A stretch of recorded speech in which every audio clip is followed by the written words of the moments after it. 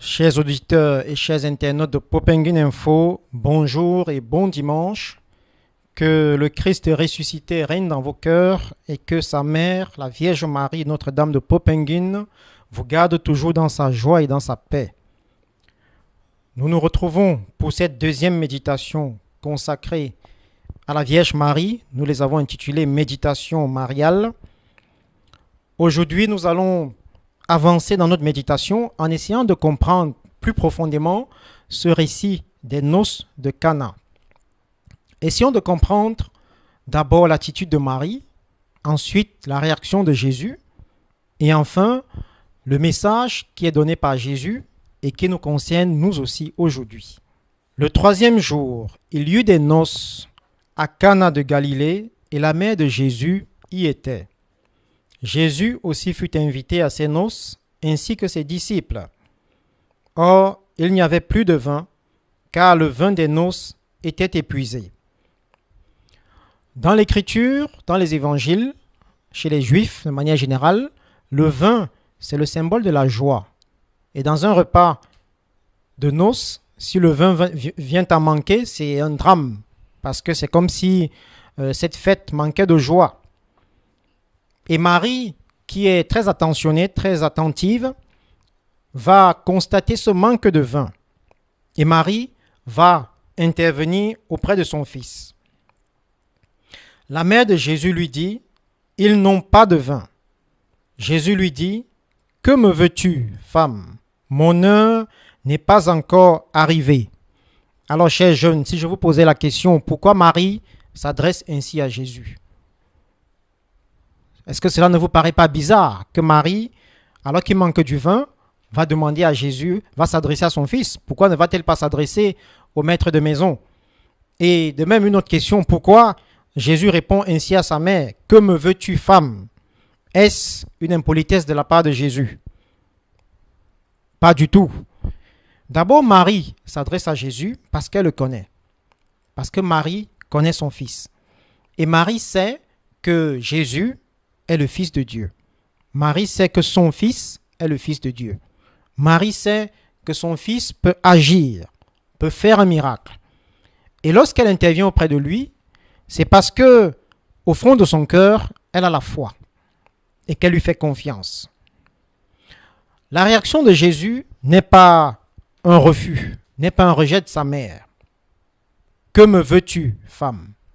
Mais Jésus exprime ici à Marie et à nous la grande distance qu'il y a entre sa nature divine et celle de sa mère. Que me veux-tu, femme? Qu'y a-t-il entre moi et toi? Jésus montre à Marie la grande inégalité, la grande différence de nature qu'il y a entre la nature divine qui est en lui et la nature humaine de sa mère. Et pourtant, Jésus va obéir à sa mère.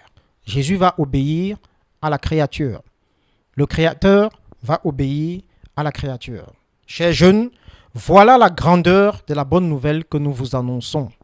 C'est que Marie, la créature, Marie, la femme, est comme toute puissante dans le cœur de son fils. Marie a une certaine autorité sur le cœur de son fils.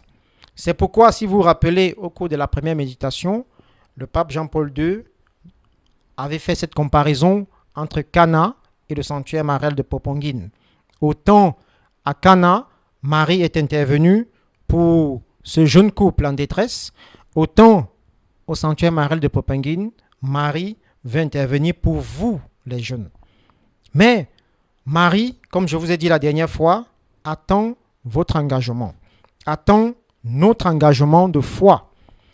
Et l'engagement de foi que Marie attend de nous, c'est cette parole lorsqu'elle dit au serviteur, tout ce qu'il vous dira, faites-le. Et cette parole, aujourd'hui, Marie nous le dit. Tout ce que Jésus vous dira, faites-le. Marie nous invite, chers jeunes, à l'obéissance de la foi, à la confiance de la foi. Lorsque nous croyons en Jésus, nous lui faisons confiance totalement. Lorsque nous croyons en Jésus, nous mettons en lui toute notre confiance. Et il n'y a aucune de vos difficultés, il n'y a aucune de vos misères que Jésus ne peut résoudre si vous lui faites confiance. À Cana, Jésus a transformé l'eau en vin. Que ne pourrait-il faire pour vous aujourd'hui? Plusieurs parmi vous souffrent parce qu'ils n'ont pas de travail. Plusieurs parmi vous souffrent parce que dans leur famille, il y a des divisions. Plusieurs parmi vous se demandent qu'est-ce qu'ils vont devenir demain.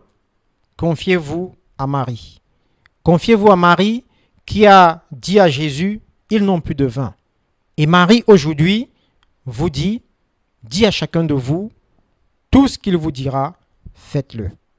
Voilà la deuxième méditation que nous vous proposons aujourd'hui, qu'elle puisse vous aider à avoir une plus grande communion avec la Vierge Marie.